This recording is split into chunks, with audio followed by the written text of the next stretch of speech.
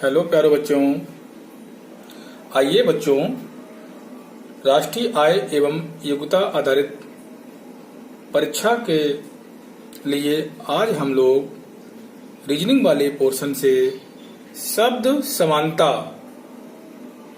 नामक टॉपिक पर चर्चा करते हैं। बच्चों, पहले चर्चा करते हैं शब्द समानता है क्या। बच्चों, हमारे व्यवहारिक जीवन में कई ऐसे शब्द आते हैं जो किन्हीं न किन्हीं शब्दों से मिलकर के बने होते हैं और व्यवहारिक जीवन में ऐसे कई शब्द होते हैं जो एक दूसरे से कोरिलेशन रखते हैं, सहसंबंध रखते हैं। इन्हीं पर आधारित कुछ प्रश्न सामने दे रखे हैं। इन शब्दों का एक विशेष महत्व होता है, विशेष अर्थ होता है, एक दूसरे से सहसंबंध होता है। इस टॉपिक को हम शब्द समानता टॉपिक कहते हैं। इसमें इस प्रकार के प्रश्न में दो भाग होते हैं। जो संबंध पहले भाग में शब्दों के बीच में होता है, वही संबंध दूसरे भाग के प्रश्नों में होता है। इस प्रकार से आपके समक्ष यह प्रश्न दे रखा है। नारियल खोल, नारियल अनुपात खोल। आप देख रहे हैं ये अनुपात का चिन्ह है, फिर ये समानुपात का चिन्ह है कि जिस प्रकार से जो संबंध इनके बीच में है वही संबंध इसके और एक क्वेश्चन मार्क लगा हुआ है इसके बीच में होगा, जो आपको स्पष्ट करना है। चलिए चर्चा करते हैं प्रथम प्रश्न पर। नारियल और खोल, नारियल अनुपात खोल, यानी कि जो संबंध नारियल का खोल के बीच में है वही संबंध पत्र और इस क्वेश्चन मार्क के बीच में होगा। जरा चिंतन करिए कि क्या संबंध दिख रहा है नारियल और खोल के बीच में। कुछ विचार आया? हाँ बच्चों, बिल्कुल सही समझा आप लोगों ने। जिस प्रकार नारियल, ये नारियल खोल के अंदर रहता है, ये नारियल खोल के अंदर रहता है, ठीक उसी प्रकार से पत्र किसके अंदर रहता है बताइए? लिफाफा के या डाक के या डाक टिकट के या लेटर बॉक्स के? सोचिए जरा, चिंतन करिए। बिल्कुल आपने सही सोचा है। आपका आंसर है लिफाफा, यानी पत्र जो है आपका लिफाफे के अंदर रहता है, तो आपका आंसर लिफाफा हुआ। Very good. दोनों के बीच संबंध स्थापित करना है, दोनों के बीच में संबंध देखना है, संबंध क्या बन रहा है। चलिए बच्चों, हम लोग अब बढ़ते हैं अगले प्रश्न की ओर। हमारा जो अगला प्रश्न है उसमें है क्या? प्रश्न नंबर 2, भोजन अनुपात मीनू। ठीक इसी प्रकार से संबंध होगा पुस्तकालय और क्वेश्चन मार्क में आयो शब्द का। सोचिए जरा, भोजन और मीनू में क्या संबंध है? आप होटल में जाते होंगे, वहां पर मेनू कार्ड पहले दिखाते हैं आपको, उसके अनुसार आप से भोजन चुनते हैं कि क्या हमें खाना है, आज हमारा क्या हमारे खाने का है। तो भोजन संबंध मीनू से है, उसी प्रकार से पुस्तकालय संबंध किससे होगा? आपके सामने ऑप्शन है पुस्तकें, लाइब्रेरियन, सरणी या सिर्फ। आपको बताना है। यानी कि भोजन से पहले हम मीनू देखते हैं कि आज हमें कौन सा भोजन करना है। ठीक उसी प्रकार से पुस्तकालय में भी इन सभी पुस्तकों की एक सारणी लगी होती है, पूरा ब्यौरा होता है कौन सी पुस्तक कहाँ कैसी क्या किस शेल्फ में रखी हुई है। अर्थात हमारा इसका आंसर क्या हो गया? आंसर हो गया सारणी। ठीक है ना?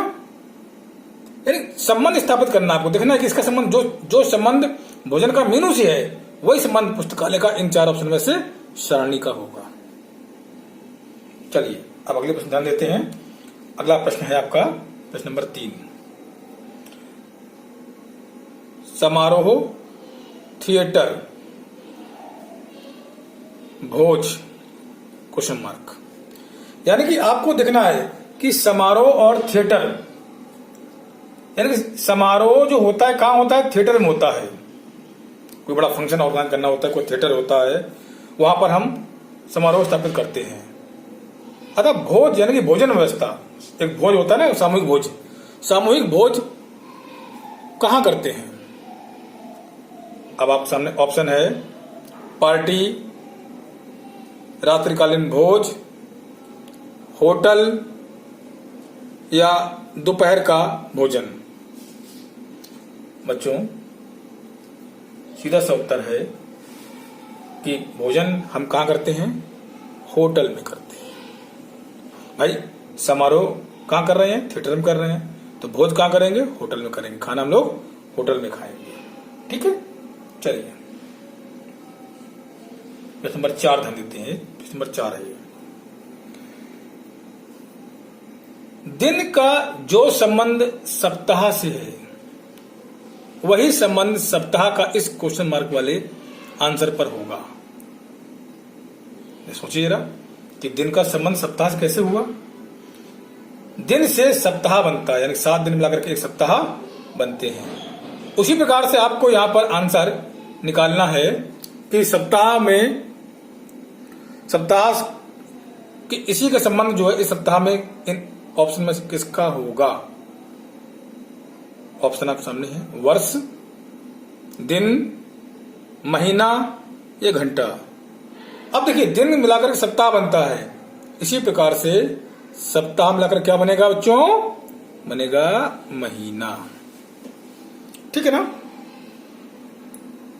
संबंध, आपसी संबंध स्थापित करना पड़ता है, आपसी संबंध दिखना पड़ता है। ठीक है बच्चों, ओके। चलिए अब प्रश्न नंबर 5 देखते हैं। 5 है धान, चावल। जो संबंध धान और चावल का है आपस में वही संबंध दूध और इन 4 ऑप्शनों में से किसी का एक का होगा। सोचो जरा धान और चावल का संबंध क्या हो सकता है? सोचिए जरा, चिंतन करिए। धान से क्या निकलता है? चावल निकलता है। धान से क्या निकलता है बच्चों? चावल निकलता है। तो दूध से क्या निकलेगा? प्रश्न यहां बनेगा, दूध से क्या निकलेगा? दवाई, जहर, क्रीम या राशन? बिल्कुल आपने सही सोचा बच्चों। दूध से क्या? दूध से क्रीम निकलेगी। क्या निकलेगी? दूध से क्रीम निकलेगी। आपका यह आंसर हो गया। आइए आगे बढ़ते हैं। प्रश्न नंबर 6 बच्चों, गज अनुपात दूरी। जो संबंध गज का दूरी से है वही संबंध घड़ी का इन 4 ऑप्शन में से होगा। कैसे? गज एक इकाई है दूरी नापने की। ठीक है, घड़ी की इकाई क्या होगी? यूनिट सोचिए। लंबाई, चौराहा, गहराई या समय? घड़ी से हम क्या ना, घड़ी में क्या दिखते हैं हम? जो संबंध गज का दूरी से है वही संबंध घड़ी का आपका समय से निकल आएगा, टाइम से। घड़ी में क्या देखते हैं हम लोग? टाइम देखते हैं। तो बच्चों इस प्रकार से शब्द समानता के प्रश्न आते हैं और मुझे उम्मीद ही नहीं, पूर्ण विश्वास है कि आप ये प्रश्न कर लेंगे। मैं एक और प्रश्न समझा रहा हूं आपको, बोल रहा हूं कि उसका आंसर आप लोग अपने मन से उत्तर दीजिएगा। ठीक है, देखिए मैं एक प्रश्न आपको दे रहा हूं, उसका उत्तर आप लोग करिएगा स्वयं। मैं उसका उत्तर बताऊंगा नहीं, आप लोग कमेंट बॉक्स में उसका उत्तर लिख करके डालेंगे। ठीक है, मैं एक आपको प्रश्न दे रहा हूं, देखिए प्रश्न है प्रतिमा,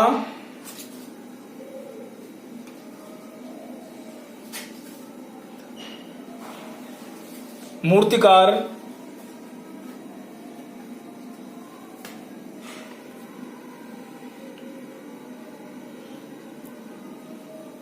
कपड़े। ठीक है, आपको इसका उत्तर बताना है। ठीक है ना? इनका उत्तर आपको बताना है। ठीक है,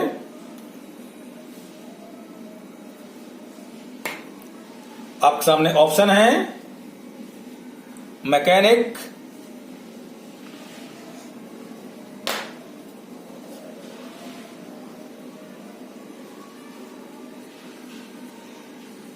बी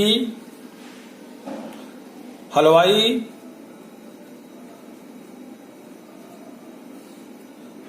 सी दर्जी और डी डॉक्टर।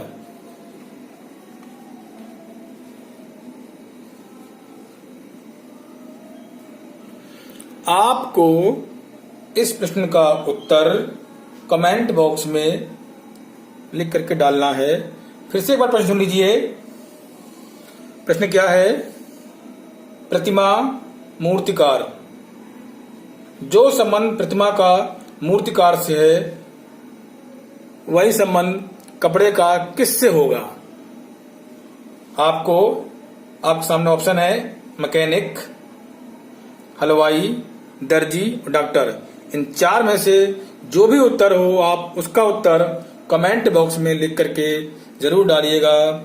बच्चों फिर कल मिलेंगे अगली क्लास में। जब तक के लिए बाय बाय।